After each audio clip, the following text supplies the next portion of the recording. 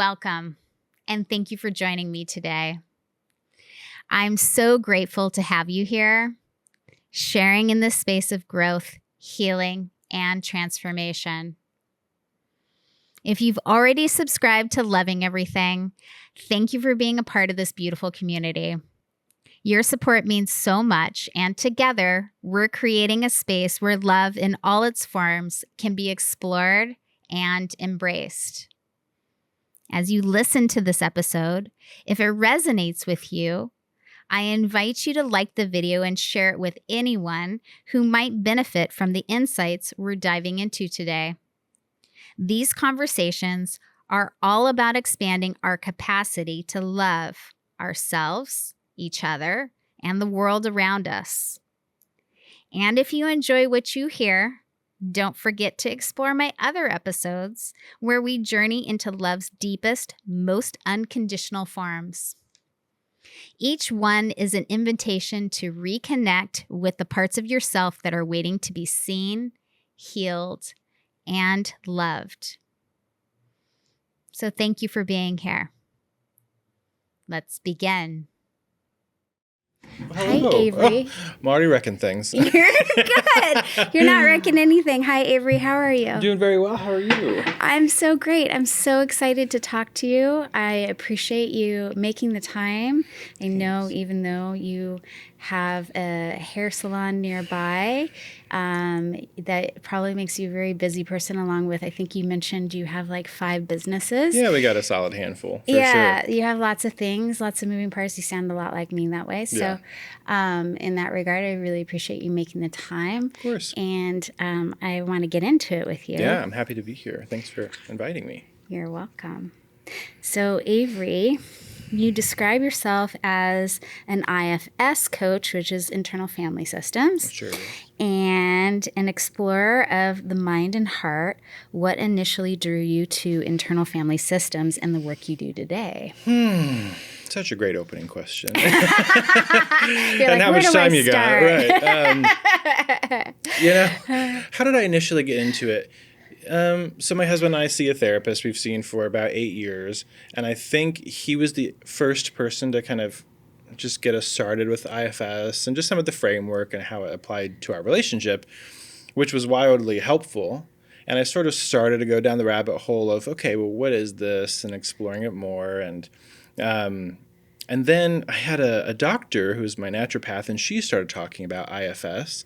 And it was just another theme of like, okay, we're still talking about IFS. I think it keeps coming up. Yeah, it keeps coming up. I think it's worth even more exploration. And this is a while ago. Like it's kind of become a buzzword now. Totally, Yeah. right. And at first I was kind of well-known. More well-known. Right. Yeah. And I was a little worried, actually, not to sidetrack myself here, but I kind of was worried I like missed the boat on the trend of IFS. I was kind of like, gosh, I don't know if I'm late in the game or something. And the more I went into it, I'm like, I don't think this is going to be a fad. I really don't think it's going to be a trend. Learned all about it, and here we are. But my sort of initial phase into IFS was just the amount of progress that I felt in therapy and as it applies to couples work. But then just as I did more self-study, realizing how moving it was for me just with my own internal world, because my inner world's very deep. And I always struggled with a way to contextualize my inner world or just wrap my head around all of the thoughts that I would have in any given day, any given minute for that matter. And IFS really helped me sort of, I don't love the word compartmentalize, but really start to sort of map out how all of my parts came together, and there's so much nuance. And why. And like how they were formed and why and what they're doing for you. Yeah. Right, and what they believe about Totally. us or me, as a system, and why they have such a hell-bent agenda on whatever they're doing. And it became really fascinating for me. And I think part of the key was getting to a place where you can be really curious about that instead of like judgmental. Judging. Yeah, because I think it's really easy. I think most people are like, they're annoyed with some behavior or some way of being, and it's really easy to sort of put an arm out, like to sort of keep that at bay. And I don't know. I think for me, the magic is always how can we like bring that in so that we can learn about it and then therefore like integrate it into our lives in a way that feels better. Do you feel like it helps? I mean, I know the answer for myself, but do you feel like it helps people express their emotions better? Oh, yeah. Mm-hmm. Yes. Especially for people who might be avoidant attachment style per se. Oh, yeah. Yeah. Yeah, I think, yes. Gosh, so much we could talk about. I feel like. Go, Avery, go. Yeah, I think it removes some of the cloudiness around emotions that we feel, and it destigmatizes some of them. I think a lot of times people are scared to talk about how they feel because of embarrassment or shame or guilt or whatever Lots it is. of shame and guilt. Yeah, so they don't want to share because they're confused in it for themselves, let alone to share it with someone else. Mm-hmm. They can't quite wrap their head around it. So to be able to not put in a box, again, it's not like, oh, this is where this belongs, but to be able to understand the why of why this is even coming up in the first place, or maybe I don't know why, but I need to share it so that I can figure out the why. You know? I think it feels like a tool very strongly that way. Yeah, and we're not taught that tool. We're not taught that tool. We are so not taught. Which is wildly frustrating. Maybe future generations, hopefully. Hopefully things like this and just the way, culture is different. Yeah. I feel like, and my husband, we're from the Midwest, which is even different than how people handle their emotions and things here. Oh, yes. Let's talk about that. Yeah, I think so many folks in the Midwest, there's this, I don't know, don't talk about it. Mm-hmm. Or, that's how I was raised in Orange County. Yeah, especially with men. I think there's a large, men don't cry kind of. Oh, yeah. Well, you're of that generation. Yeah. For sure. Totally. Mm-hmm. I never bought into it. Like my family was surprisingly in context of other families, my family was always pretty supportive of me expressing myself emotionally and way more supportive than other people's families. So I'm extremely grateful that I wasn't necessarily in that exact thing, but I saw it all around me, and it can be tough for someone to even want to share something tough that's going on in their mind or in their life. There's so much red tape when you come at it from that lens, or like that they have to have it figured out before they could possibly talk about it. That's another one. Or possibly have a relationship. A lot of people convince themselves that they need to fix themselves before they actually can have a relationship with you. Totally. Mm-hmm. Yeah, which I think they would Good never. luck. Yeah. I'm not sure you'd ever have one of that, Yeah, you're going to be single. You're going to be single. But it totally makes sense from a certain perspective. Oh, yeah. Right? I could see that a part might be telling you that that's you have the to case. Use it together. Totally. Yeah. And how that part has really good intentions for you. And it's really true. It is your truth. Yeah. It's a part of you that actually truly believes that. Totally. Yeah. And for not bad reason, right? There's this book I love for anyone who doesn't know. It's called No Bad Parts. And it's an amazing IFS book. Is it? If anyone is curious, it's fantastic. Okay. And it gives so much context to, the idea that there are no parts of us that are bad. That all of our parts have a very good reason to do exactly what they're doing. Yeah. I mean, the book takes it to the extreme. It talks about even homicidal parts of us that in theory are not bad because they have a very good way of protecting, defending the system, even if it's totally misguided and immoral and all these kinds of things. It has a good heart. You know what I mean? Yeah, so it's very survival. Interesting. Survival. Yeah, it's a activation that happened in your childhood that essentially is found a very creative way to navigate situations or environments. Yeah.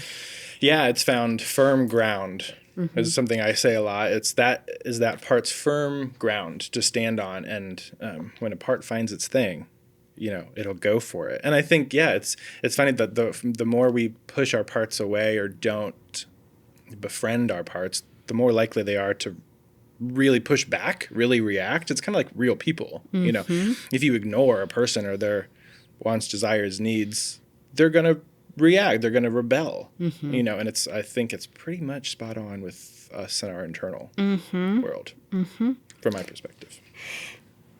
Did you just apologize? No. I said from my perspective. Oh, I thought you said, I'm sorry. And I was like, no need to be sorry. Not sorry. Sorry, not sorry.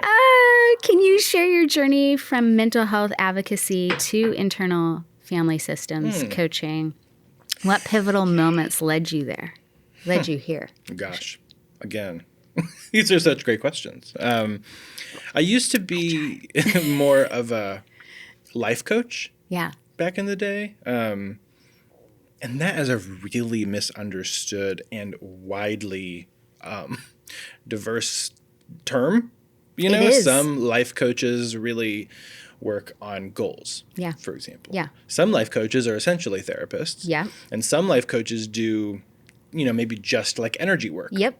So it runs the full gamut. Yep. And I had a lot of trouble sort of building my clientele with too. life coaching. It didn't flow. Nope. I got all kinds of random clients. And it also has a negative connotation. It does. Especially in the counseling world. Yeah, for sure. And not for bad reason, like some life coaches are amazing and some it's like, What do you do? Yeah. Yeah, What it's do very you do? complicated to explain. And I was judgy when I first heard that term in the Bay Area in a completely different life. Honestly, someone showed up, a husband of somebody that we had just met, and he said he was a life coach. And when he left, I literally was like, what does that guy do every day? Right. Let's be serious. Right. Like, let's get real here. No, totally. Was he a cheerleader? How does that work? Yeah. And I think what was interesting is I had a part of me that wanted to, maybe for lack of a better word, help people. That no matter what kind of client I got, I was like, sure. Yep. I'll do it. Yep. Even if it didn't feel like authentic or genuine or like I would be good at it. I was like, sure, that's what you need. I'll fit the bill. So I had this part of me that just was obsessed with, helping other people, even if it was at the cost of like authenticity or me, And then I would have major imposter syndrome and then, it just sort of spiraled a little bit. And whatever it was, if it was goal setting, if it was, I can't even think of it. This is so long. Financials, like random things. I'm like, this is not what I care about, really. Yeah. So I took a pretty big break. And I think the pivotal moment was all of my sort of work up until becoming an IFS coach. I had a very, very strong personal breakthrough with my work with IFS. And that was the thing that I was like, this is it. Like this, it felt like my life's work. Like it was destined to be my life's work at that moment. I don't know if I've ever had more of a sense of that. Because I like a lot of things. It sounds like. Yeah, we have lots of businesses, lots of interests, lots of hobbies. But I don't know if I've ever felt such a strong sense of like, this is it. This is the thing that I want to like work with people on. So it's a very long story, which I'm happy to share. But that was a very pivotal moment for me. Do you currently live in a converted school bus? We currently live in a house. Okay. In North Portland. Okay. In about 2 months, we're moving into our bus. Converted school bus. Which is just a wild ride. I mean, literally and figuratively. I have a friend who lives in one. Mm-hmm. Yeah. I know a couple of people, like 3 women. Quite popular. Like my Reiki master did it 10 years ago. Yeah. All of a sudden she was just like, bye everyone. Yeah. Yeah. I love that. Yeah. We're very excited about it. It's a lot of work. It's so much work. It's so much work even when you're driving it around. Totally. Yeah. Yeah. And we have 2 dogs. It's like a perpetual camping trip. You're like, where are we going next? And how are we going to get there? And yeah. Where are we going to stay? And totally. Yeah. When was the last time we dumped? And do we have any issues with the vehicle? With the bus. Yeah. Where's the trash going? Yeah. How are we getting water? Yeah. Lots of logistics. Yes. I do love that lifestyle. Like my ex-husband and I both at different times in our relationship, we had an RV. And so, then we had a 5th wheel. Did you spend a lot of time traveling around like that? We didn't spend a lot of time traveling around. Like we never just did a road trip around the U.S. or anything. Neither of us could ever handle that with our careers. Sure. But I mean, we traveled to all the national parks in the area. And Yeah, the beach a lot, and Burning Man. You took the RV to Burning Man? Oh yeah, my that's a whole ex-husband thing, too. still takes the fifth wheel to Burning Man, no doubt. Wow. I have no doubt. I don't think he's missed one That's so since cool. we went once and then we took a break. I think we went once like in early 2000s. The first time I went was on Baker Beach in San Francisco, like when it was not what it is. The second time was with friends. We went one more time because they were like, it's the best thing. And we're like, we don't get it, but we'll go. And we didn't get it. So we didn't come back for a number of years. Then we came back and we were with a huge sound camp because we both loved music. And so we camped with them for years. I've gone 11 years in a row, minus that first experience. So that's 12 years. Wow. He's probably been, by this point, 15 to 18, however many, I don't know. I've never been, and I really want to. We really want to go. It's an experience. I've had amazing experiences, amazing years. I've had really shitty years. The weather can really It was like suck bad you like up. last year or something. A couple years ago when it rained, Yeah. I was, finding it Yeah. kind of funny, actually, because I was envisioning him there and we were going through a divorce. Either way. Sure. Yeah. There was a You're like part of karma, me okay. that thought it was hilarious Yes, that it was totally. raining and he was stuck. But either way, That's right. not so great for the other people. I don't wish ill will on people. I'm just saying. Just to be clear. The timing was funny. It was interesting timing. It was an interesting timing. That's funny. But the weather, it's very hard on your body. If you have any, like if you're a smoker or you have any lung issues, if you grew up with asthma, which I did, you are going to have a hard time breathing. Not constantly, but there's a lot of particles in the air. So it really,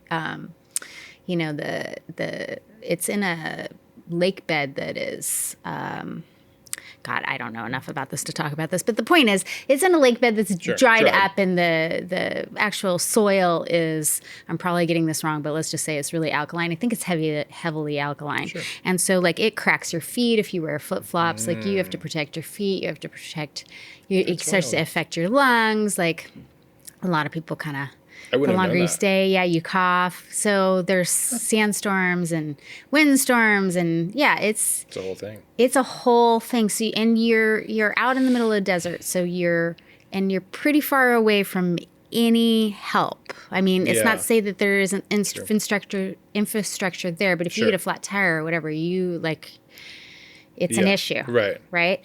And so you have to come prepared for anything. You travel in with all of your water. You can get more water, but you have to pay for it.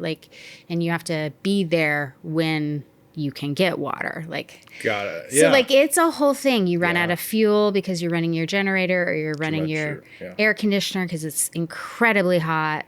You come prepared for everything. And so it takes you several weeks to pack for it, and it takes you several, if not months, depending on if you're a girl and you need 50 outfits or whatever it might be when you're showing up.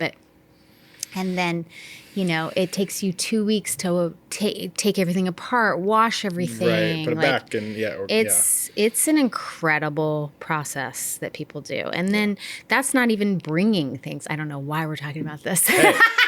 Here we are. About burning the on, but everyone's bringing stuff. Yeah. So that's not even if you're building out the sound camp, our camp 1 year, I think I got 5 couches on Craigslist because we needed people to sit in our camp. Yeah. So it just, it's a whole thing. Yeah. Yeah. Oh, thanks for sharing. Yeah. That's really cool. Yeah. Yeah, I definitely want to do it someday. Maybe. I think I do. Yeah. Well, I wasn't trying to deter anyone that might want to ever go. There's incredible art. It has changed a tremendous amount when you went and there were, 40,000 people as opposed to, I think it gets up to 80 or 90 or more than that now. It's quite a different feel, right? Yeah, for sure. When I was going there weren't famous people showing up with everything already, Right. set up for them. And Yeah. so it has a different vibe. It has a different vibe. Not that it's better or worse. It's Sure, just but just different. different. Yeah. It evolves over time. It evolves. As most things, I guess. Yes. And it's a festival, right? Right. So, yeah. So there's that. Yeah. So, okay. Back to your converted school bus. Yes. That's how we got there. Yeah, the bus. Yeah. And you're going to travel the country? We are. Yeah, we have family, in the Midwest, and our hearts in a lot of other states, too. We love Oregon, but we also love New York. We've planned to spend a fair amount of time there. Southwest, we're obsessed with Santa Fe, New Mexico, and Sedona, Arizona. I love Sedona. Love those places so much. We're Yeah. excited to spend months at a time there. And Cool. so yeah, we love, there's so many corners of the country that we just love, but also a lot we haven't seen. Yeah. We've taken actually quite a few cross-country, circled Trips. with map trips, but never that took, 6 months to do, right? It was always getting to the East Coast in 2 days or whatever. Yeah. But this time we're going to be able to I think, we're doing no more than 4-hour drives, but we're doing a whole circle around the country in about 9 months, and we head out in September. So it's going to be very fun. It's going to be very fun. A lot of time to explore. That's So we're awesome. stoked. That's exciting. Yes, thank you. What an exciting time in your life. How has this nomadic lifestyle or this upcoming nomadic lifestyle influenced your personal and professional growth? Yeah. Well, it brings a lot of things up, I think, to consider changing your whole life. It brings a lot to the surface personally about, why am I doing this? What parts want to do this? Are there parts that don't want to do this? Your camp counselor probably loves it. Yeah, right. Totally. Do you have a camp counselor? Yeah, for sure. I know I do. Yes. Yeah. It's a lot going on, and it's surprisingly stirring. But it also makes sense. I guess you're changing everything about your life. All my parts have something to say. And there was a period of time where I was really nervous that I was making the decision for the wrong reasons, on behalf of a part that shouldn't necessarily get what it wants, But I've wrestled with it, and I think there's part of that part is gonna love it. It's great. I'm doing it partly for this part, but I'm also doing it for a lot of other parts and my husband's parts, and we're just excited for the exploration. So we've done a lot of intentional work, teasing through a lot of this stuff just to be sure, is this really something we want to do? So I think just by force, it's brought a lot of personal stuff to the forefront. Just because we like to really be intentional too with all the decisions we make. We don't want to, I think a lot of people might just, we're moving into the bus and going, kind of you said, your Reiki master. Yeah. Which I dig. I love that. I think it was more of an abandonment of lifestyle. Sure. It was just done. And that's one way for sure. Yeah. This, we're a couple. We've been together for 13 years. We have 2 dogs. There's a lot of, we have businesses. Yeah. Right? There's so much consideration that it's not something we are deciding lightly. Mm-hmm. And we also don't know how long it's going to, it could be a season. It could be longer. We could be oh my God, we hate this. So kind of who knows, but also the personal wherewithal to be able to step into that unknown is a whole thing in and of itself. And it's something I probably would not have been able to do 5 years ago, 6 years ago, maybe. So I've changed quite a lot in the past 6-ish years. What would have changed? Or what has changed? Yeah. Honestly, I think COVID really put a very fine point What did it do on for you? the unknown, because, so at the time, we still owned our salon at that point, but the hair business totally shut down. Oh, yeah. Right. Or I'm sorry, I misspoke. We were considering opening the salon during COVID, but my husband was working at a different salon at the time, and the salon world totally shut down. Yeah. And we had already been exploring opening our own salon, but never had a really strong reason to do it. And then this happened, and, there's all this red tape with, how do people show up, the distancing, the mask, the whole thing. Yeah. There was a lot to figure out with a lot of other people. So one day we just looked at each other and we were like, I think it's time. And just that decision to step into opening our own salon came with so much unknown. And we said the whole time, this is either amazing or it's the stupidest thing we could do. Like, we weren't sure if it was a good idea or not, but we moved forward with it very strongly, as if it was the best idea we ever had. So there was like... You're completely committed. Completely committed. There's an integration, really, of like, it's 50% I have no idea, and 50% this is amazing. And there, I don't know, there was something special for us about just like going forward, knowing that taught us a lot. I mean, the had moments of it was amazing and it was terrible at the same time. And I think previous versions of me wouldn't have like allowed enough space for those things to exist together. It would have been like, no, we can only do what feels predictable and that I know how each of these things plays out. Because that was definitely how I operated more so pre-COVID. But now I have a very different outlook on it. Surprisingly different. Just very excited for the unknown because I think so much magic is going to come from it. Things we aren't even aware of that could happen. But it's taken a lot of work to get there. A lot of therapy, a lot of parts work, a lot of introspection to be able to be like that these days. Thank you for sharing that. Yeah. For those unfamiliar with internal family systems, how would you describe it in your own words? IFS was born out of, partial treatment for DID, if you know what that is. I do. Okay. Other people might not. Personality disorder. And it's a very serious disorder, but from that studying... Oh, go ahead. DID stands for? Oh my gosh, I'm totally blanking. For is it? You got me. I totally blanking on the name. It used to be called multiple personality disorder. DID stands for... It'll pop into my head at some point. Okay. Personality disorder, basically where people have very different distinct individual personalities they embody. Yes. That becomes an uncontrollable thing.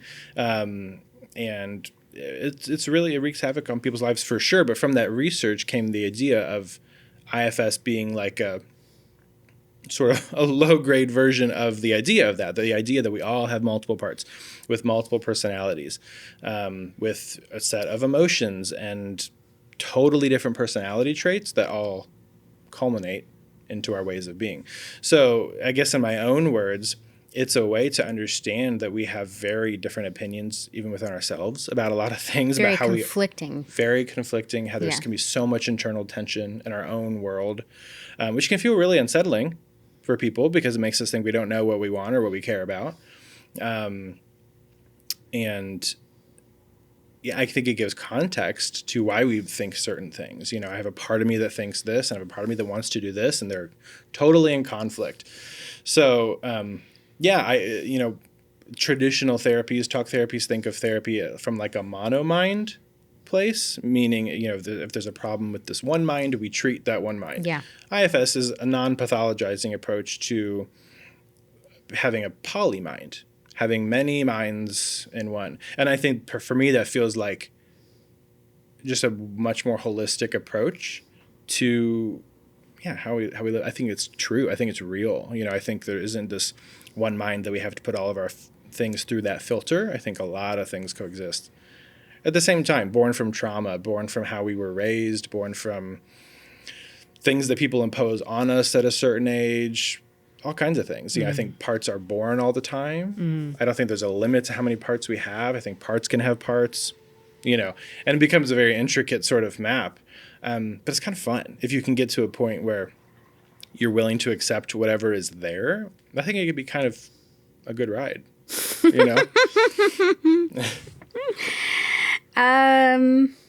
Okay, you just explained that. What are the most common misconceptions people have about IFS? Part of what drew me to want to do this podcast with you is because the self-love thing is a really strong theme for me with my IFS work. And I think a misconception maybe about IFS or maybe about how to handle parts is kind of what I touched on earlier. I think people come to IFS thinking like, I want to not do this thing anymore, or I want to not be like that anymore, or I'm so annoyed with this part of me that just wreaks havoc on my life, and they want to put an arm up to it. A lot of people, surprising amount of people will come to IFS as they're also considering hypnosis. It's a very strong correlation that I've noticed for whatever reason. It's like people are considering hypnosis. I've noticed that too. Have you? Yeah. Oh, good. Well, that's validating because it's very interesting. Yeah. And it's the same for me, actually. Like my very, very personal story. I was considering hypnosis for a behavior that I didn't want to do anymore. And at the exact same time, I was learning more about IFS. And so I think, in a roundabout way, I'm saying I think the misconception is most people want to like get rid of something. Yeah. And I think it's like almost the opposite. Yeah. I think it's You're embracing about it. embracing, learning, Yeah. prioritizing it in a roundabout way so that it can integrate in a way that feels better, feels more productive, fits into your life in a way that doesn't feel as scary. Disruptive. Yeah, disruptive, threatening. Mm-hmm. So I think that answers that. Okay. The concept of self is central in IFS. How do you guide people to access this core state of being? Yeah. There's a lot of traits associated with capital self energy, compassionate, curious, kind. There's an openness to self energy, this observing sort of state. With my clients, a lot of times what I'll do is, especially if I sense that a client might be blended with a certain part, which is a technical term that we can talk about in a second, but yeah. If I suspect a client might be blended with a part, I try to get a sense of what their internal world is like how they are with their self energy. So I'll say, what does it look like inside? Does it feel crowded? Does it feel spacious? Does it feel light, dark? Does it feel scary, calm? So I'm trying to get a sense of like where they're at. And I think even just by asking those kinds of questions, which I ask myself all the time. I mean, even on the drive over here, I was like, okay, where am I at with my self energy? Am I blended with a part, or am I feeling pretty centered with self? Now, I think even asking those questions gives us enough of a moment to pause, to center. Yeah. I think it's really important when you're doing IFS work to sort of try to be as aware as you can of what your internal world looks like, because everything is stemming from that. If someone's blended with a part to an extreme extent, it's really tough to tease apart what's going on behavior-wise. Then you're speaking from a part. You're speaking from this part. Versus unblending is being able to speak on behalf of said part, not from the part, if that makes sense. Self-energy is also confusing sometimes to know if, am I speaking with self-energy or is this a part? I think one of the biggest questions I get is like, was this self or is this a part? And certainly I would never know. Always the person, knows best. But I think the biggest sign is if there's like really big emotion attached to something, it's usually a part. Or it's usually maybe a manager or a firefighter managing said exile part. Yeah. If the thought or the feelings are more neutral, more kind of like this tone of voice, right? Like a little bit lighter, a little bit calmer, a little more chill, it's usually self energy. But if there's like this intensity or this frenzy or panic, right. Usually those are signals that this is a part. Yeah. That I'm speaking from a part. Yeah. I think I told you that I took an overview basically of IFS a couple of weeks ago before you and I had originally spoke. Cool. And I thought that the firefighter, huh? No, I'm doing the same thing. I'm the firefighter. Sorry, did I make your eye? No, yeah, apparently you're right. The firefighter and manager was making me crack up because the analogy, the idea of yes. Well, and then once, how about this? I don't know about you, but when I learn a new evidence-based technique, for lack of a better way of encapsulating it, and I understand, I just see people for like the next 48 hours, I see people so different, or conversations show up differently. Oh, for sure. Where I'm like, Oh. Yeah. Totally. That was totally their manager doing that. Yeah. Yeah. So it was fairly enlightening, not only for myself, but then just the people around me. I was just cracking up. Yeah. I think you're spot on. I think that's one of the gifts of IFS. I often talk about things like the gifts of IFS. I don't know, because there's, like, this is an example. Something that IFS like has a sort of butterfly effect with. And you're right. Like, the more you can be aware of this in yourself, the more you can be aware of it with other people. Yes. And it all of a sudden makes a lot of things make sense. You know, and with my it's husband. easier to navigate. Yeah. Yeah, it's easier to navigate. Or just people are strangers, you know, in your coffee shop, someone gives you a weird vibe. You can kind of sort of start to be like, okay, maybe this is what's going on. Yeah. And of course we don't like, No. But it gives us a little like, okay, this might be what's happening. Yeah. And it's very cool because you can, I mean, I think it creates a lot more empathy, compassion, understanding than like, I don't get your problem, you know, instead of this. Again, it's like, okay, I kind of see you. Yeah. Some version of what's going on here. Yeah. So I think it's pretty cool. It is cool. What does the process of unburdening look like in IFS, and how does it support transformation? Yeah. Do you want me to give a very specific story? Sure. Or, because I can give you my personal story about it. Whatever you want to share. Well, in a nutshell, I'll say, you know, our parts, our exiles, have a very specific belief about us as a system. They have very specific ways of helping, right? Even if that help is particularly problematic, it's based on some belief that they have about what they have to do to protect us. And at the end of the day, it usually always comes back to survival, some version of protection. And it's often the case that their way of trying to do that is so unwarranted. It's not really helping. You know, it's hurting. And a lot of people, sorry, I slapped your mic here. A lot of people, like, want to stop a behavior, like a lot of addiction, a lot of alcoholism. They think IFS will help, and it certainly could and does. But the part of them that wants to, let's say, drink. Yeah. They're doing it for a very good reason. You know, that part believes that drinking is the answer to protecting their pain. Yeah. Ironically, it has its own side effects and problems in our lives.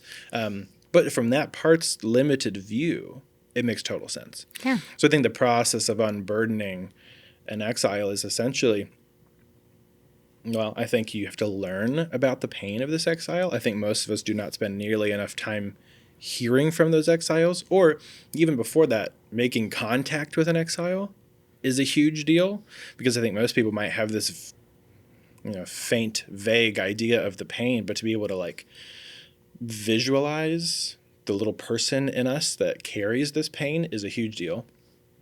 Being able to understand it, embody it, you know, how does it feel in my body when I hear from this part, where do I feel it? To be able to understand why it does what it does. And then the associated parts, the associated managers, firefighters, why are they doing what they're doing to protect this exile?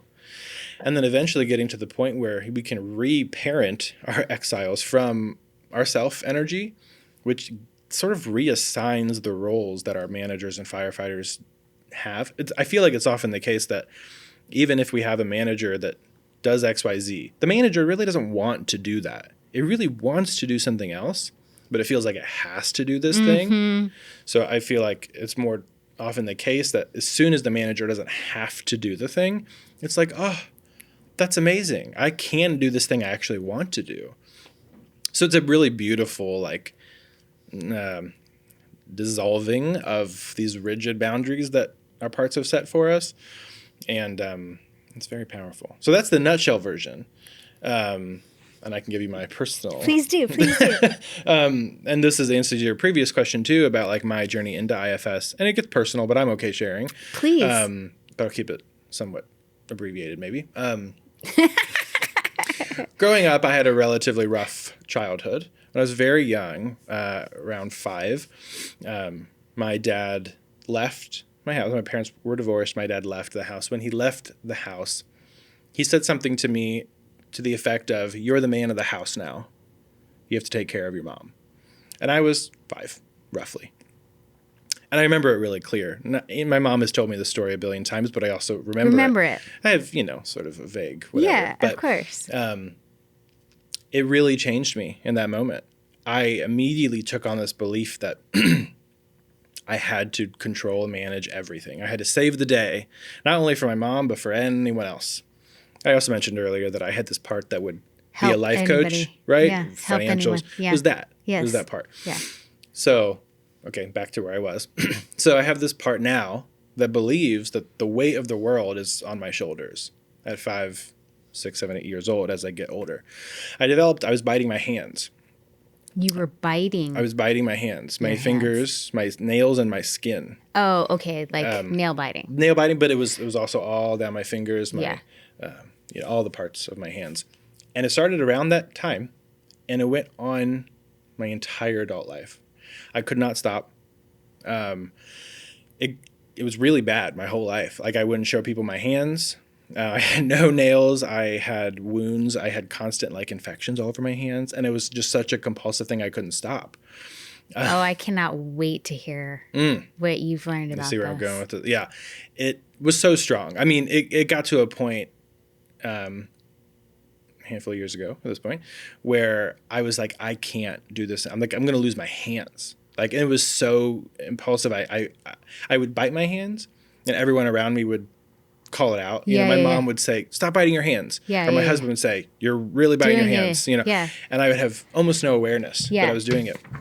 And I started okay, I'm biting my hands. What's going on in my head? Like, why is this happening? And this was real strong IFS. This was still while I was learning about IFS. And this was leading up to the sort of pivotal moment for me with IFS. But I was like, what's going on? Every time I bite my hands, what am I thinking about? And I would notice, unsurprisingly maybe, that I was just really stressed when I was biting my hands, right? Kind of like when people bite their nails, they're oftentimes really stressed. But it was linked to... My mouth's open because I've bitten my fingernails in my entire life. Keep going. Yeah. Yeah. I still do when I get really stressed. Yeah. Uh-huh. It's super common. And mine had... Which is why mine are done now. Oh, there you go. Mm-hmm. Yeah. Yeah, that's why I have some nail, which is amazing. Yeah. For so much of my life, I didn't. Yeah, me too. Yeah. So I'm realizing this link between anxiety and biting my skin and my nails, and it escalates, right, from nails for me. It did from nails to skin to and it's just getting worse and worse and worse. And I started to realize that it was a deeper version of anxiety. It wasn't like intelligible anxiety, if that makes sense. I wasn't like, oh, I know why I'm anxious. It felt very regressed. It felt very young. Yeah.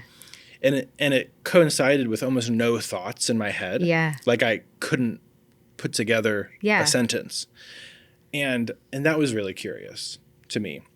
And one day I was able, through much conversation and much work, actually made contact with this part visually. So what that means for me, it sounds a little woo-woo just saying it like that, but I worked a lot in my mind to sort of visualize the age of the part that started biting.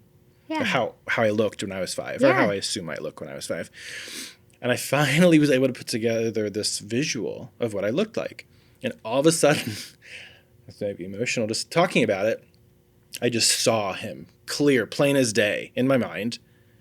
Like, oh my God, there he is. I'm meeting him essentially for the first time.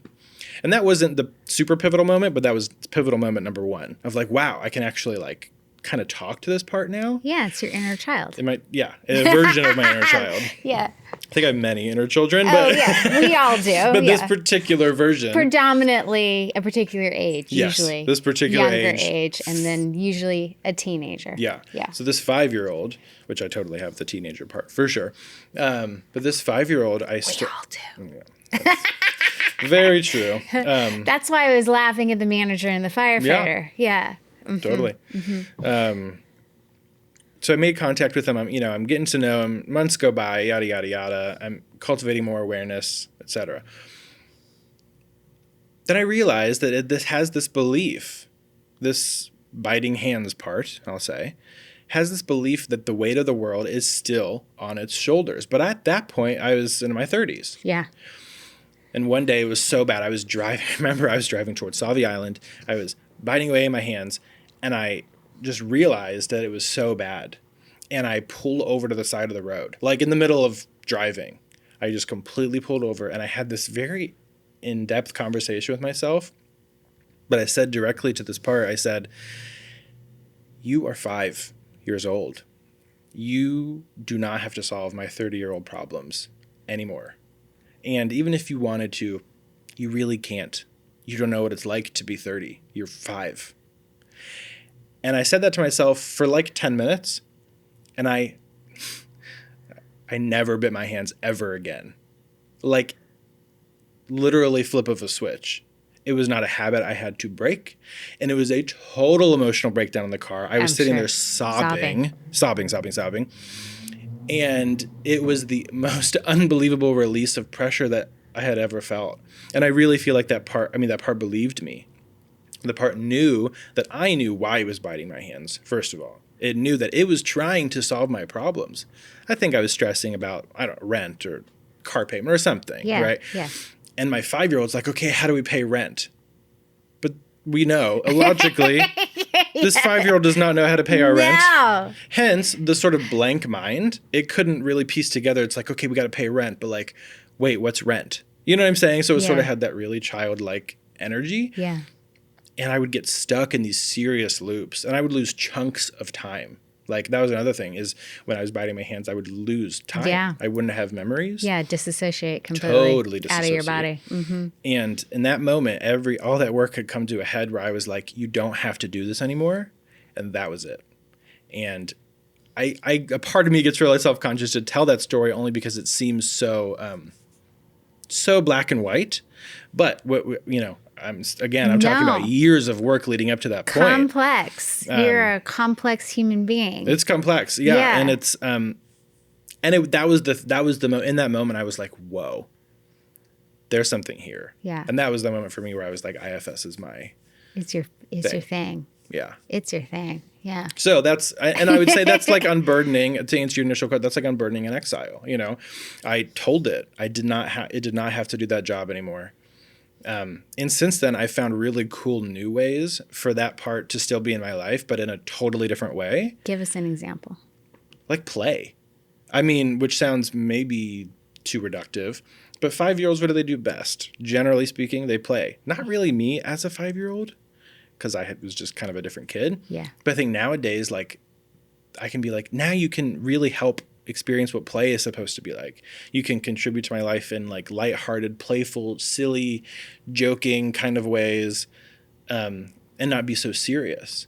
And it's really helped. I mean, because I used to be pretty, what's the word? Stoic, not fun. Serious. Yeah.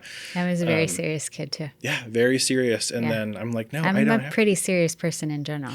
Yeah, I mean, I am too for sure, but I'm so grateful that I've been able to infuse a lot more moments of just play and silliness. Yeah. And I think, just to fast, that's sort of what leads to the bus thing too, is like it's our time to like have fun. And it's still going to be serious, right? Like dumping and the trash and the blah, but it comes along with this fun that I'm excited for. I'm excited for you too. Thanks. Mm-hmm. It's an adventure. I love adventures. My child loves adventures. So does my camp counselor. Okay. You already explained that. Okay. How do you integrate IFS with your own experiences of exploration, whether that's travel, relationships, or creative pursuits? Can you ask it again? Yes. How do you integrate IFS with your own experiences of exploration, whether that's travel, relationships, or creative pursuits?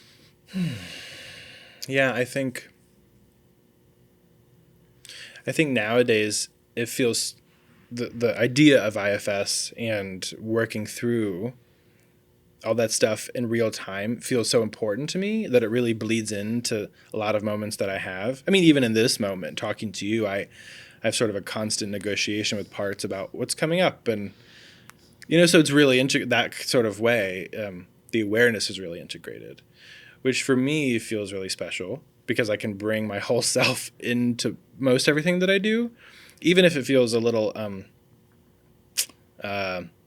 there's a difference, I think, between being aware and holding space for everything and feeling grounded in a certain part. You know what I mean? Yeah. At least most of the time I can bring my whole self to the table. That doesn't necessarily mean I feel like great about it, you know, but I can like, okay, so I'm very aware of all these thoughts happening, and it can make moments richer. I think integration was my like word of the year now for 3 years in a row, because I felt this really strong drive to feel integrated. Like I didn't have to be this person here and this person here. That all of me had gifts in different categories, just depending on what the situation was. And to not feel like, okay, I have to leave my silliness at the door because we're talking about bills or whatever it is, you know, or I have to leave my seriousness at the door because we're jumping in, I don't know, a river in Yosemite, you know, which is, I'm obsessed with natural water, like swimming in natural waters, by the way. So that's something that's going to happen a lot on the bus. But yeah, I feel like everything works so much better if you can integrate the concept of IFS into just existing, if that makes sense. I think that answers that. What are you naturally gifted in? Let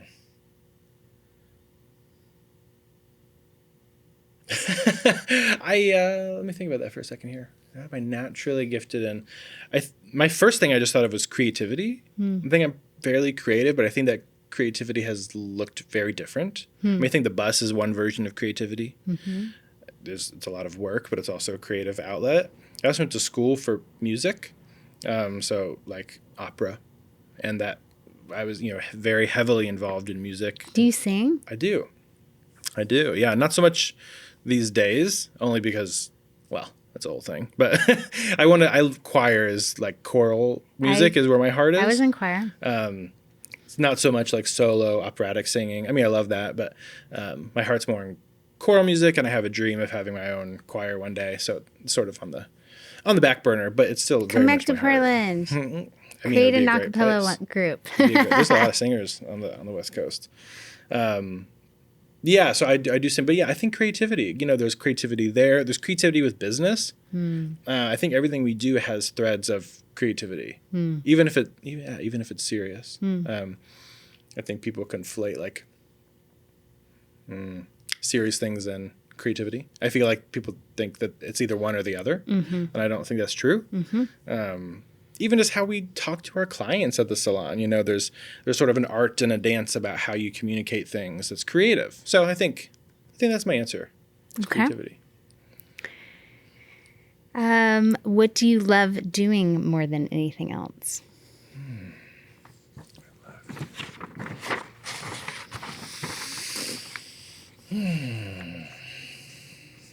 I think kind of this. I think talking. I'm very much an out loud processor. Yeah, I think I'm a funny combo of extrovert and introvert. I definitely have moments where I like to be alone to recharge, and then moments like this that feel recharging. But I'm definitely I love engagement. I think is something that I love to do, even if it's like bad, like even like not great conversations with people. Like there's just some part of me that just loves the engagement. And loves to be connected to people, kind of regardless of what's going on. I don't think I'd do really well isolated, like without anyone around. Yeah, I can't imagine that for you. I'm also not like a 200 people at a party kind of person. It's more like this. Yeah, you know, one-on-one. 2 people. Yeah. You know, so yeah, I think that's what I really enjoy. What makes you the happiest? You know, the first thing that popped in my mind was my husband. Yeah, that's tender for me. He's an amazing person. And I don't know if that's the answer you're looking for, but that was the very first thing that popped into my head because I didn't have an answer in mind. He's a great person, and we've been together for so long now, and we are building a life. We've built a life that we're excited about, and we're continuing to build a life that we're excited about, and that's not easy. No, it is not. It's not easy to have all the tough conversations that lead up to it in any of the moments. It can be a lot to handle, especially just, making space for the other person's everything, Yep. is a thing, is a Yes. task, a chore all in of itself. Yeah. But he really, really, really makes me happy. And I think years ago I might have been really nervous to say that, because that's sort of putting my happiness on someone else in a way. But it's just the truth. He brings so much joy into my life, and he's there every time I need him to be. Every time I look for him, he's there, and it's just I'm very grateful for it. Yeah. What old ideas of yourself are you outgrowing, and what is this leaving space for?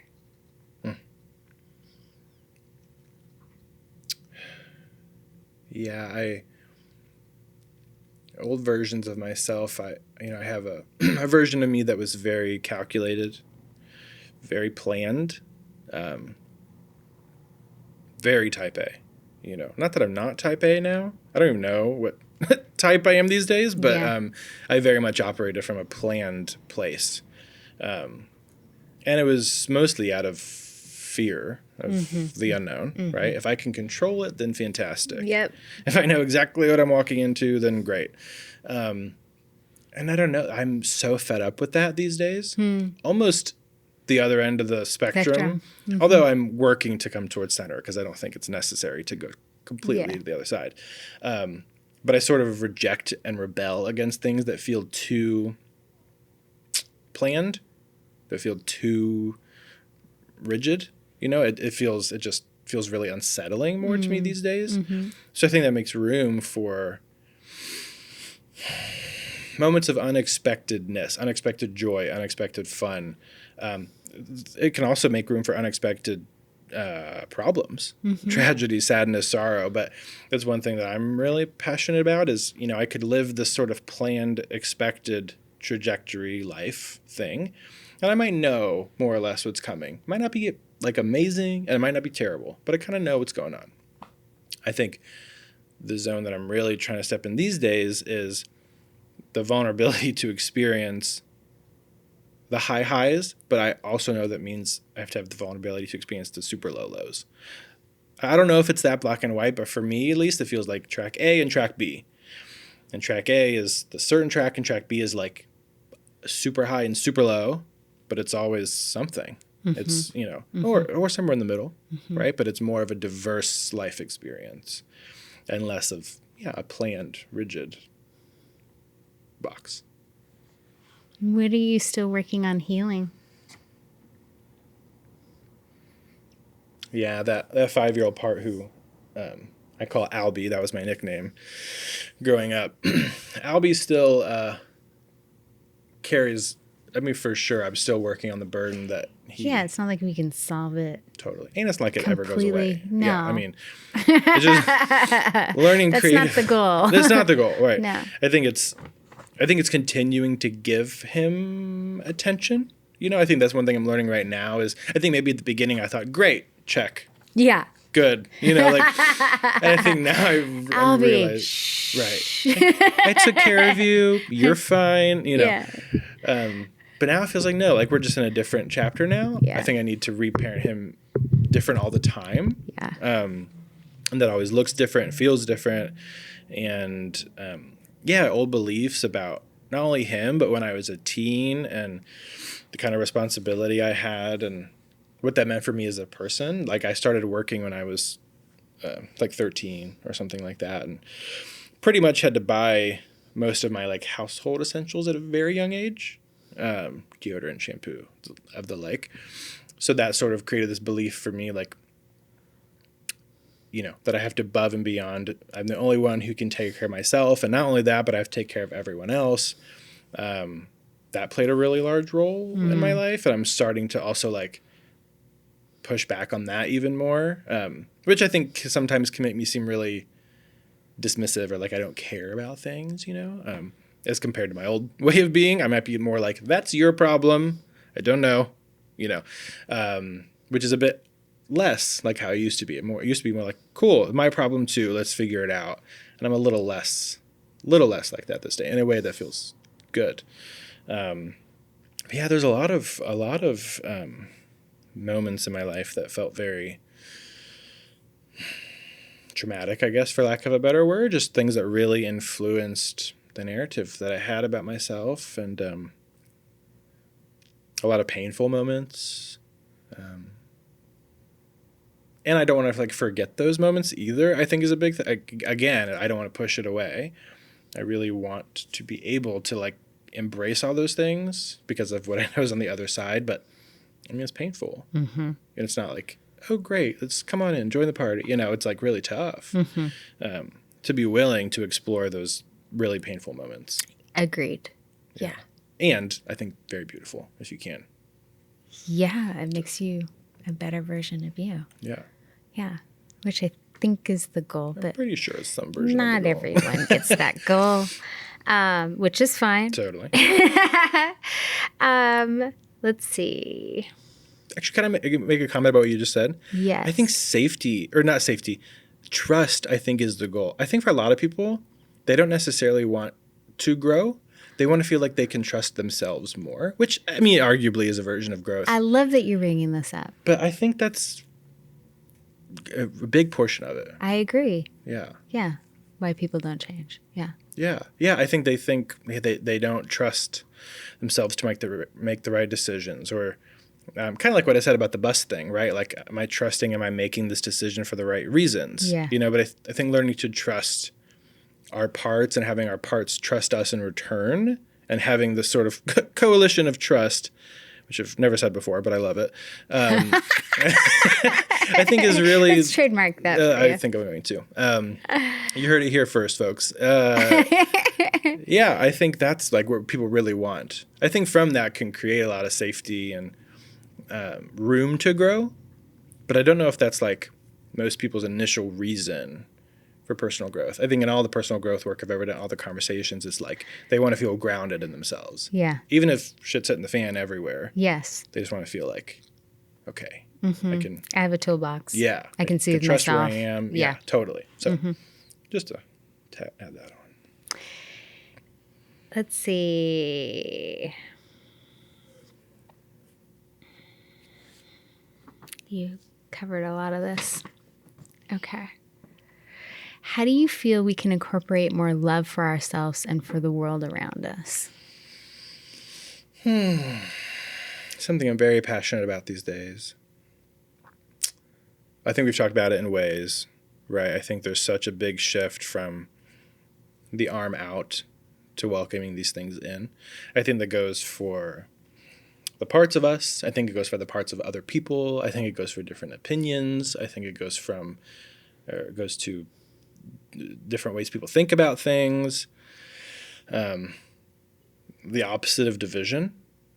You know, I think especially in the world and all of its everything these days, I think it's really important to remember that I don't think we make progress with trying to be as divided as possible, if that makes sense. Mm-hmm. I hope I'm okay saying that. Yes. You're okay saying whatever you want to say. Yeah, I think it might feel really counterintuitive for a lot of folks to try to embrace someone else's point of view or someone else's hurt, especially if they've hurt you. Yeah. But I don't know. I think that's how we cultivate, love for ourselves, but other people, and it creates community. And I personally, I'm a fan. I kind of geek out over having friends or conversations with people where we disagree about something. It doesn't feel so triggering for me, because I think I can leave the conversation and still very much disagree, but like also appreciate why they think the way they do. I think there's like something beautiful and loving about just that. I think most people want that for themselves too. I think it gets rid of like a lot of hypocrisy. Like, I want them to, I don't know, be okay with my opinion, but I don't want to be okay with theirs. I mean, I don't think that creates love. I think it's very much a two-way street in that regard. And I think it's extrapolated not only from ourselves, but to everyone around us. If that makes sense. What was it like growing up in your family?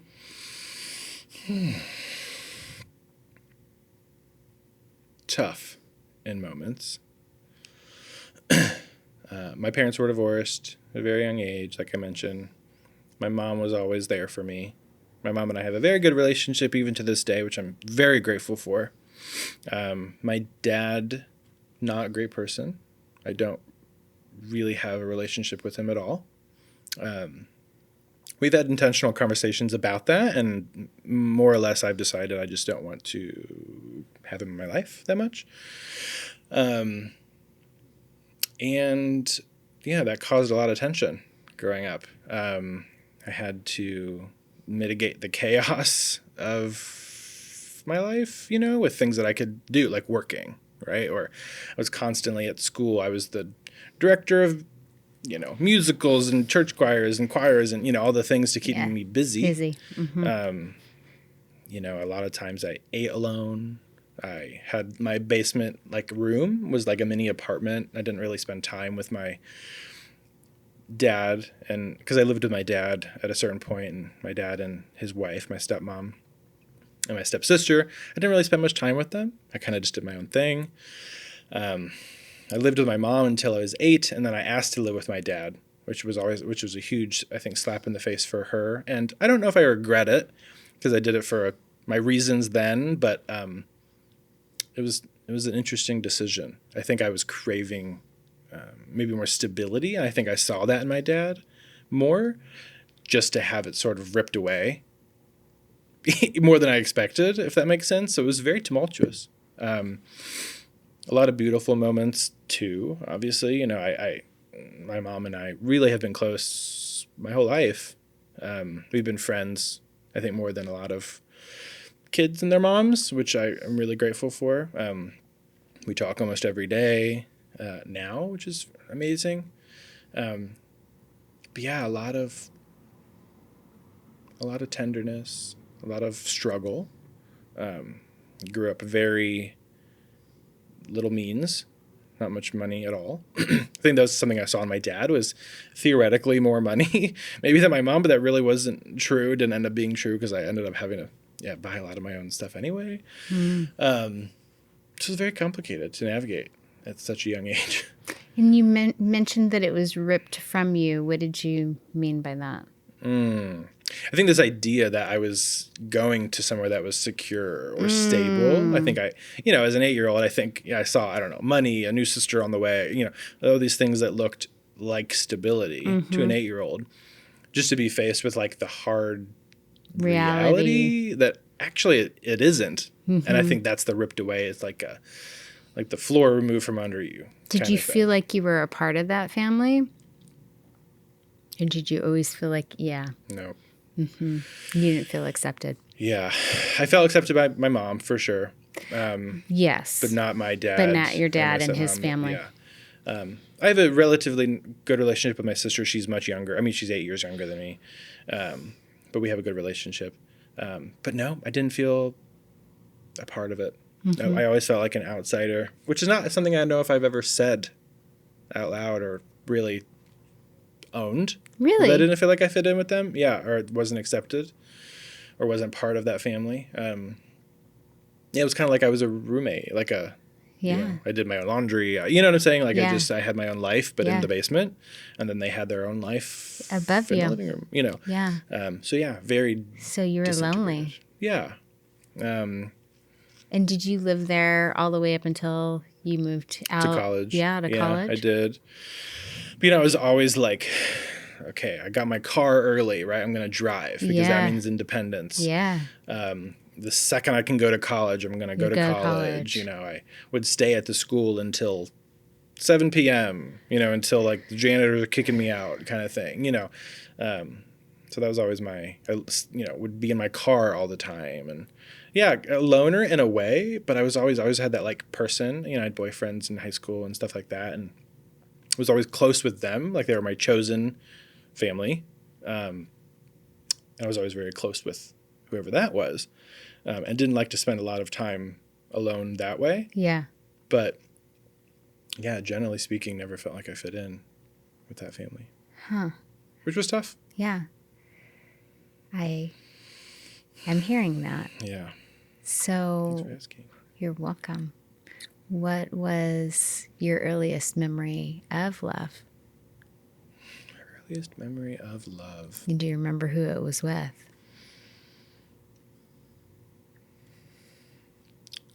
Gosh, why do I feel like that's such a complex question? Of course, my It mom. is. I experienced love for my mom. I remember at a very young age feeling that kind of love. I always knew she cared. She always had she had a really rough childhood herself. And she would always say, I don't know the right way to raise a kid, but I know the wrong way to raise a kid.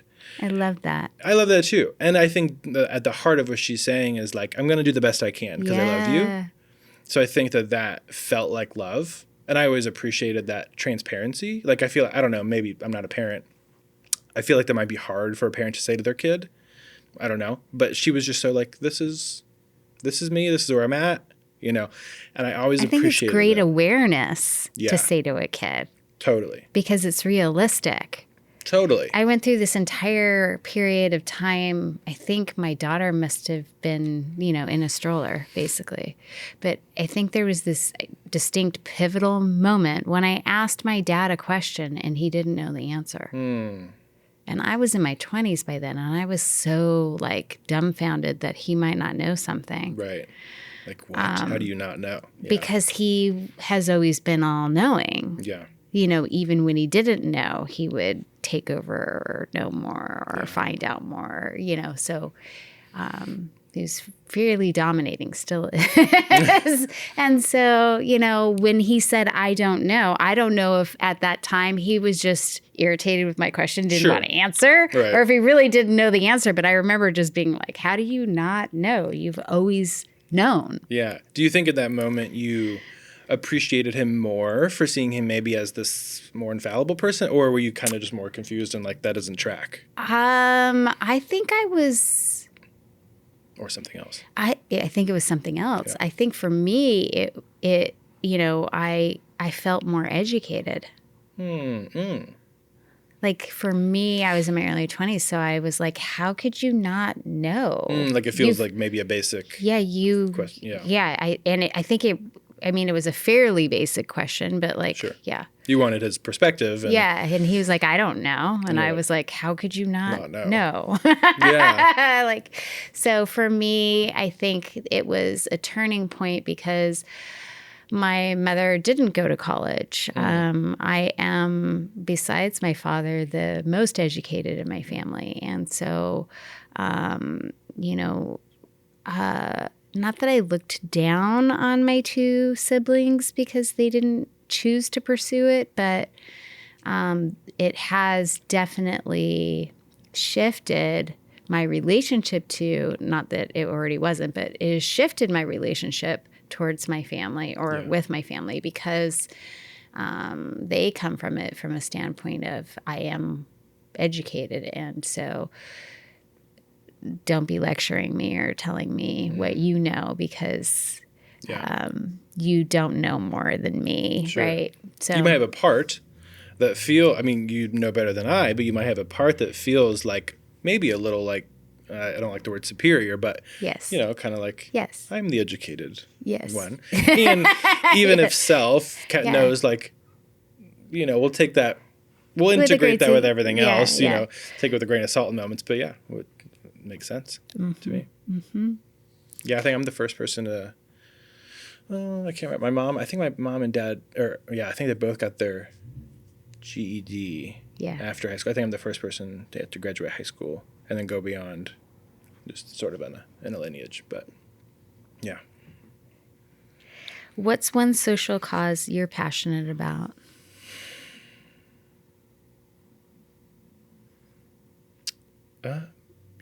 Social.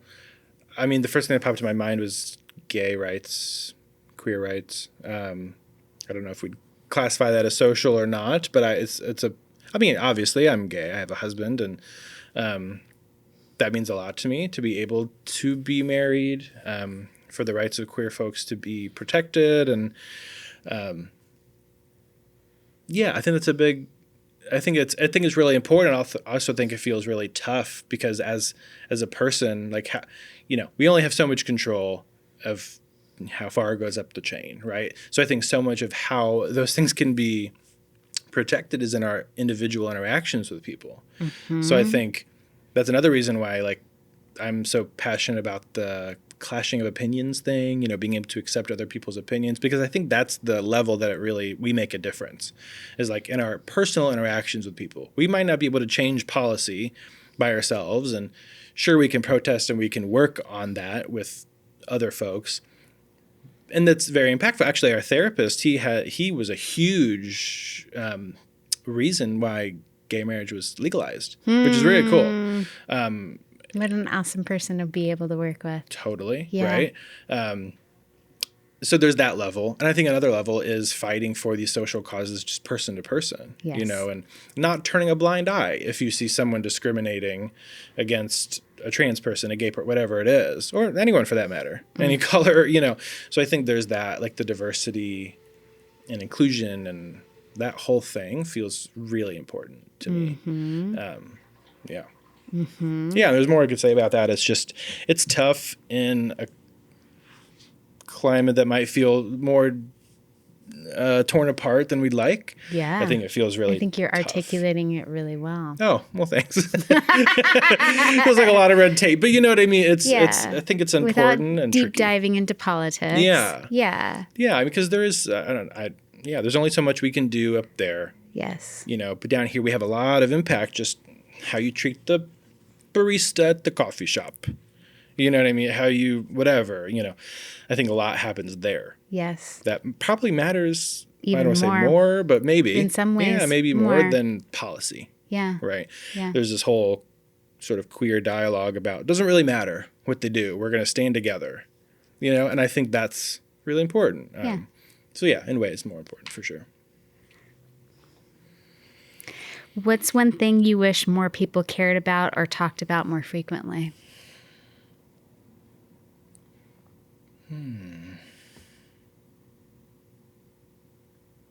I mean, emotion, I guess, popped right into my head. Talk about their feelings, talk about their emotions. But I think specifically talk about things that feel more taboo emotionally, like that feel harder to share. Like? Like a great example, like my husband and I, in the earlier days of therapy, we did something called core negative imaging or negative core imaging, whatever. But it was basically in front of each other, we sort of casted this very negative image of what we thought of the other person in a way that was safe, right? Safe enough. We were with our therapist and we both were sort of prepped for it, knew what we were walking into. But we were able to sort of draw out our sort of worst thoughts about the other person. And I forget what we said, but you know, they're selfish and mean and cruel and just cares about work or whatever it is. And it gives that space to like, okay, this is what came up. Now let's explore all of that. And it was probably one of my favorite sessions because, again, and it's we were called prepped. negative core imaging. Yeah. I'm not the love expert on it, this. so don't quote me. But it was a fantastic exercise because it just destigmatized all the negative things that we were both Yeah. thinking about each other. And we were able to say in a way that like held it lightly enough to explore. So I'm not saying negative core imaging is the thing, but something that's hard to share. Yeah. You know, or I think enough people don't, or I don't think enough people talk about suicide in a I think there's different kinds of, again, I'm not an expert on this topic, so take it with a grain of salt, but I think there's a difference between someone who wants to take their own life and someone who fantasizes about the idea of not existing anymore. I think there's a very different thought, and I think it's really tough to talk about in mental health because people might jump to conclusions. Oh, you're suicidal. Let's get someone involved. And I think there's certainly a place for that, but I think there's a whole other category where it's like, I don't necessarily envision me taking my life, but I envision the bliss of not being here anymore. Mm-hmm. And the relief of stress that I would feel just to not have to deal with whatever, anything. And I think they're very different things. And the more I talk about it with people, I think that might be an existential feeling. You know, I think I'm hard pressed to find someone who hasn't thought that before, but I don't think enough people talk about it like that. But I don't think it has to be the scary conversation. You know, I remember talking to my therapist. I have an individual therapist and our couples therapist. And every time I try to talk about something like that, I feel myself with like a billion disclaimers. Like, I'm fine, I'm not doing anything, Yeah. but I want to talk about this hard you know. thing. You know, And it's kind of funny, but yeah, I think there's something so human about that feeling, a feeling like, what if I just wasn't here? And it doesn't have to be scary. What would that be like? Yeah. Would people miss me? Would people miss me? Do they need me? Mm-hmm. Yeah. What would people's reactions be? Right. Or totally. Yeah. All those things. But I think, there's so much sort of narrative and connotation around that it makes it hard. And stigma. People. Yeah. A lot of stigma. So.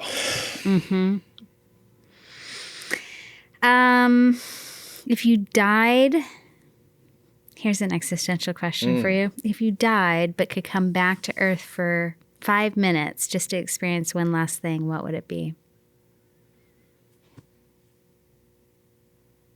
I think also my husband. Yeah, I think at first I had many thoughts. I thought my husband, and I thought Nigel, my dog, who's he's getting much older. Then I thought something nature related, like going to a certain spot, although there's many that I love. But I think, my gut answer again was Casey, my husband. I think it's never going to be enough time. It will never be enough time. And, death is obviously unavoidable, and it freaks me out. Like, I actually, to answer your question about healing, the existential crisis of death is something I really am working on these days. Me too. It's tough. It is. It gets tougher as you get older. Oh, great. Well, your perception of what that means is very different, and it gets triggered in different ways. I'll give you an example. My daughter, last month, I don't know when, sends me a text with pictures of her riding my sister's horse when she's like 2 years old, and my mom's sitting on the horse behind her, and my dad is leading the horse. And it's this image, right? And I say, oh, yeah, I have those pictures. And then something occurred to me to do the math. Because I was 23 when I got pregnant with her. And I did the math, and I realized my mom in the photo was only 2 years older than I am now. Wow, right. And so it hits different. So it hits very different, right? There's oh my God, that time period that's encapsulated for me where I watched her grow up. In that time period, my mom was my age, and now how I view her, there's no denying she's at the end of her life. Yeah. I have that much time. Yeah. Hopefully. Yep. Because again, I don't know. You don't know. None of us do.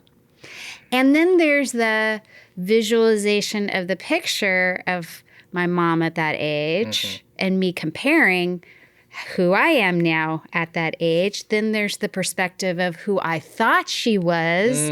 Sure. Yep. Compared to who she might be now that I have the perspective of what 51 looks like. Totally. Right? There's all these different things that wouldn't have occurred to me 10 years ago because I still considered myself young. Right. Yeah. And I'm not saying I consider myself old. Sure. But just totally different. But it's a very different perspective. Yeah. And so as when people meet me and they hear about all the things that I'm doing, I'm doing them by myself. Like I don't have a partner where we're like, and so people are always like, you are so busy. Sure. And I'm like, well, I think I always was. Meaning I was always the person behind my husband's success. I was his champion and cheerleader. And same thing for my daughter. That was my role. Yeah. That was one of my parts. Sure. For sure. Totally. And I did it really well. And I didn't do it so great for myself. Yeah. And so when those two people exited my life, I'm not saying that I don't have a relationship with my daughter because I, of course, do. But obviously my ex-husband isn't in my day-to-day life now. And so when that chapter opened, it essentially did a couple of things. One, it highlighted what is this next chapter like? Yeah. And if I am creating this next chapter and I'm completely in charge of what that looks like, how am I spending this time? And if I spent all of that time where I didn't always get the help that I needed, and I always swore when I got more resource that I would give back to the things that did give to me, because I certainly didn't do it on my own. Yeah. But it really opened up this perspective, like the picture being confirmation. I only have so much time. I don't really know what that is. Right. And when you're in your 20s, you're not thinking about that. Totally. When you're in your 40s, you still are kind of almost not thinking about that. You've started to think about it, but you're like, dipped your toes, I still have time. I still have time, And so now at this perspective, it's like, how do I want to spend the rest of my life? Yeah. How do I really want to spend it? And I don't know that everyone has the opportunity to really have that pivot point. Maybe some people do that in what is considered their midlife crisis or their Saturn return. But ultimately, I think you do make a conscious decision at around 50 where you're like, is this how it goes? Right. Do I sail off in the distance and this is how it continues to play out? Or do I make a change here for the little time that I might have left? And so...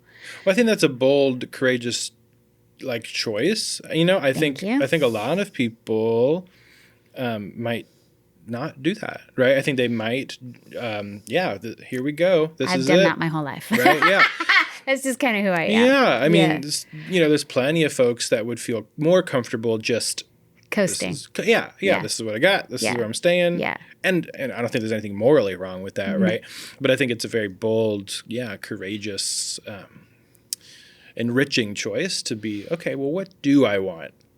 So that's kudos to you for that. Thank you. Yeah. Thank you. So big conversations about death and, thoughts about okay, you are in partnership. When I originally got married, I thought we would be together forever, right? And there is no way to know. Yeah. There really is no way to know. What I've really, because I've been dating myself this last year. And oh my gosh, I love that. Thank you. Yeah. It was suggested to me by a partner that I was dating during my divorce and then my divorce attorney. Both turned to me at different times. Yeah. And they said, after this, you really should just spend some time with yourself because you've spent your entire life being this and this and all of these things, right? Maybe just be you. I love that. And so in that process, thank you. In that process, I've been very contemplative. Now I'm going to probably forget what I was going to tell you, but I've been very contemplative in this process of okay, in a relationship, there are no guarantees, right? I might hopefully start another relationship at this part of time in my life, but ultimately I end up at some point by myself again. Yeah. Hopefully it's with somebody. Totally. Hopefully it is. But one of us is going to die first. Right. And we don't know who that is. Of course. And it could ultimately be that I am ending up alone yet again. And what is my relationships like to myself? Yeah. I may not revisit this again for another, let's say I start a relationship this year. I might not revisit this again for another 10 or 15 or 20 years. Totally. And so cultivating how to be alone. I love the way you put cultivating how to be alone. I love that framework. Because not everyone can be. And we don't really think about the fact that we might actually be at some point in our life. Yeah. I mean, I guess it's maybe common thought that you will be in your your late teens, your early 20s as you're trying to figure things out and dating people and all of that. I'm not saying everyone figures it out at a certain time. I'm just saying at different parts of your lifespan, it's maybe more considered that you might be alone. Right. And so no one really ever prepares you for being alone as an adult. Totally. Yeah, that's a really great point. Because you are going to at some point be alone. Be alone. Yeah. That reminds me of, one of the things that started Casey and I going to couples counseling is the difference between enmeshment and differentiation, if you're familiar. Oh, please do tell us. In a nutshell, I mean, I know what enmeshment is, but differentiation is essentially, I'm way oversimplifying, but the opposite. Okay. Enmeshment, I have an emotional response to Casey's emotional response, and then we're in this spiral, and we feel like we are kind of one and the same, right? We can't do anything without each other. Right. I couldn't say, okay, Casey, you can be pissed off, and I'm going to be over here doing just fine. That would be like a boiled down version of differentiation. You're pissed off, so now I'm upset. Right. And now you're upset that I'm upset. And I need to solve this. And right. Yeah. And then it gets real messy. Yeah. And then it's like, why are we even fighting in the first place or whatever, And the work of differentiation for us has been a version, I guess that's what's reminding me of, a version of how to live alone, how to be alone, because there's an aloneness in, okay, you feel this way, I'm going to feel this way, and these two can be on opposite ends of the spectrum and can exist at the same time. So there's a separateness, which is different, obviously, than being alone. But I think we're starting to teach ourselves, what does it mean to not feel the same things or think the same things? Or be a separate entity in this partnership that then has its own identity that we feed, but we're not, Totally. Yeah, it's not, codependency obviously plays into enmeshment and, all these kinds of things. Well, we also are codependent. Totally. Right. There's healthy codependence for sure. I think it gets a very negative rap. I totally agree. I very much agree. Yeah. Absolutely. So I guess that's what brought to mind when you said that, because I think it's a version of that, so in theory, if one of us is gone, well, we've been establishing, what does it mean to just be me without someone else, but it is tricky. Yeah. And then it, of course, brings up the fear of, but I don't want him to go, Yeah. So, of course. Obviously, everything else. Yeah. No one ever wants anyone to go. Yeah. Yeah. Let me check on the time. Oh, we're so good. Look at us, so good. I know. It's a great way to end, I think. Yeah. Thank you so much for having me. You're so welcome. I love talking with you. Yeah. It's really wonderful. Stirred. I feel very excited and grateful. Good. You're welcome. Thank you so much. I appreciate your time and your vulnerability and sharing about your childhood and sharing about the things that you're working on still, and will always be. Well, not that we're trying to perfect you, but that there are things that are resonant within you that are still active and get activated. Totally. And that's really real. I think people need to hear that just because you're an internal family systems coach doesn't mean you have it all figured out and your life is super perfect and it's rainbows and butterflies and you never have any issues. Far from the truth. You and Casey get along all the time. Right. We're just totally amazed. Nope. And now that you have this tool and framework that you totally have it all figured out. Yeah. Definitely not. Yeah, I appreciate your authenticity. Well, you're welcome. Yeah. I appreciate you. Yeah. Okay. Thank you so much for tuning in and supporting this podcast. Your presence here means the world to me, and I'm truly grateful for your time and energy. If this conversation resonated with you or sparked any questions, feel free to share your thoughts in the comments.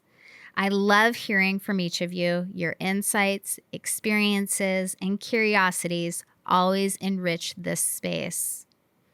It's important to remember that trauma, often unseen and unacknowledged, can keep us from living fully in our joy.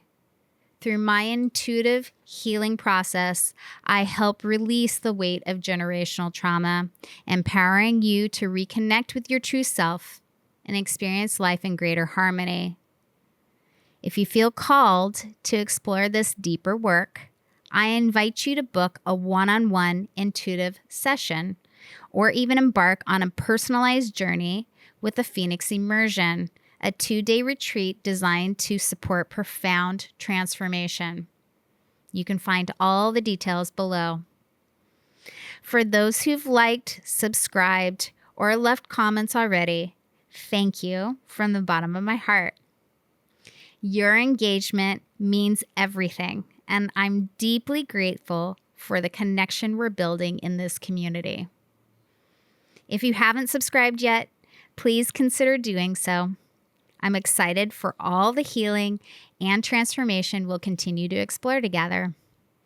As always, I'm forever grateful for you, and I cannot wait to see what unfolds next. Take care, and until next time.